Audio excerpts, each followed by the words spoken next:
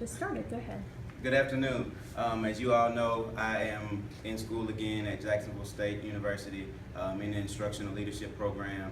And so I have a presentation that my partner and I, Brian Thorpe, put together on the unethical behaviors of educators. And I'm presenting this to a group of my peers so I can turn my assignment in. They're going to introduce themselves now. I'm Jessie Stark and I teach third grade at Challenger. The film person is Lori Fields, and I teach second grade at Challenger. And I'm Kevin Brown. I teach fourth grade at Challenger. Now, the point of this project was to talk about two hot topics in in education, and two of them are students and teachers as far as their communication on social media, and the second one is teachers cheating on state assessment tests. So I'll start off, and my partner was Brian Thorpe. He is at Rockwell Elementary, and that is in Spanish Fort, Alabama. And so that's his information slide. I'm once again at Challenger Elementary in Huntsville, Alabama, and that is my information slide. And so we'll talk about the unethical behaviors. Once again, I already told you what the two topics were: educators using social media with students, and educators cheating on state assessment tests. Unethical behavior by definition. There's a couple of definitions that we really liked, so of course we put them on there, and I will read them to you. Lacking moral principles, unwilling to adhere to proper rules of conduct, not in accord with the standards of a profession. A couple of examples are the misuse of social networking sites with students, and then cheating on state assessment tests.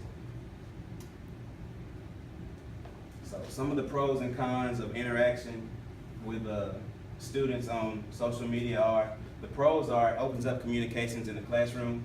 It makes students feel a little bit more confident. They don't have to stand up in front of a group and present. They can just type in an answer and then it pops up on the board usually, or they can use their phones if they're allowed to use it in the classroom, iPads, different things like that.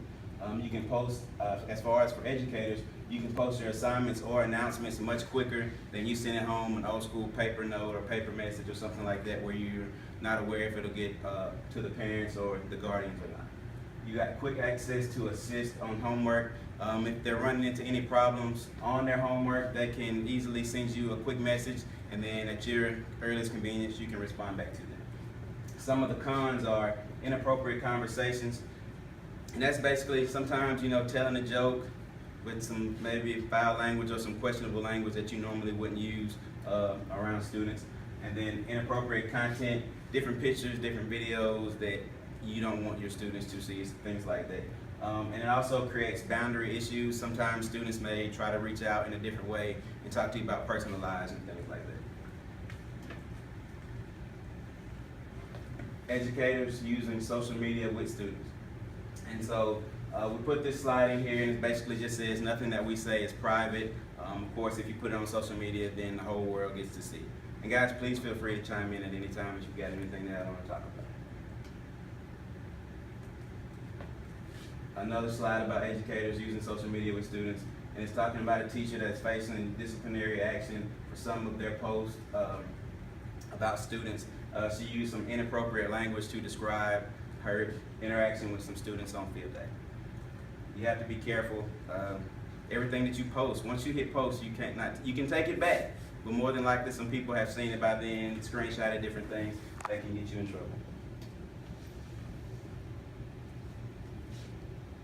Another instance, we had somebody using some social media with students. A teacher was removed from the classroom because they published a tweet about some students and parents, and somebody found it offensive. We can go on and on about these topics, but about this specific topic, we'll keep finding more and more stuff. Social media gets a lot of people in trouble. Educators cheating on the state assessment for students.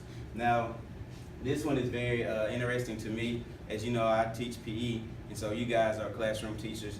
The state assessment, some of the time, there's different ties in it. You can get different incentives as far as depending on what system you're in and how well your students score. Also, from what I understand, it can make or break you as far as getting tenure or how parents view you as a teacher, different things.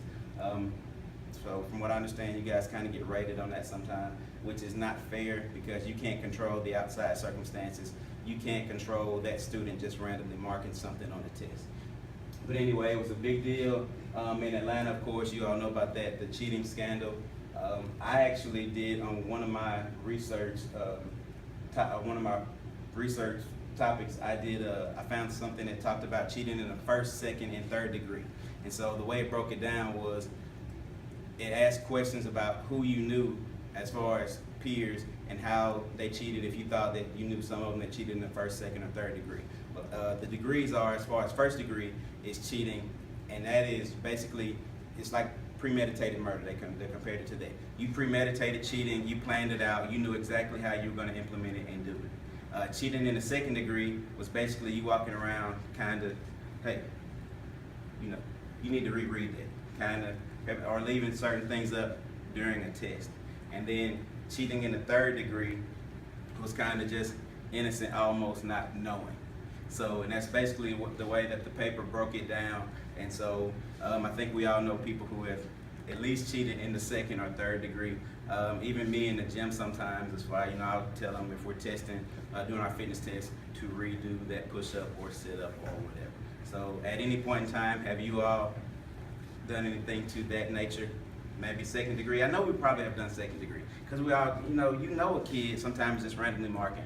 We'll walk around and say, hey, you might want to read that again. Not on a stakes. Yeah. Yeah, because those we know it's a little bit different. Yeah, I know. Okay, so you.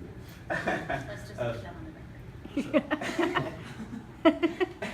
Thanks for your honesty. Yeah. Of course, and now we've got another slide about the educators cheating on state assessments. The thing about it is like I talked about opening up when we talked about this topic, is sometimes your livelihood depends on how well your students score on these tests. So you basically put your livelihood in the hands of about 25, 8, 9, and 10-year-olds every single day, especially once you're teaching them, then they're expected to remember it and score very high on these tests. And then this is the educators using social media, Baldwin County policy.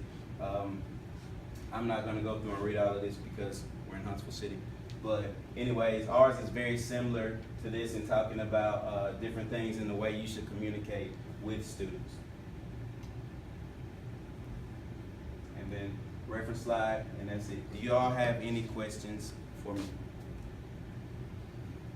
Thanks. It's been a pleasure presenting for you. Thank you. Thank you. Good job. Very nice.